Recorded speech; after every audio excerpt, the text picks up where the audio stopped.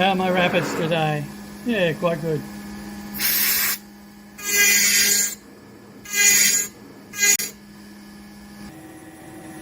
Hopefully it won't be too fine a chamfer. I like to see a bit of a cut on this one.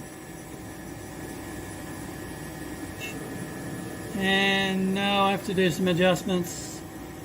That's hardly touching.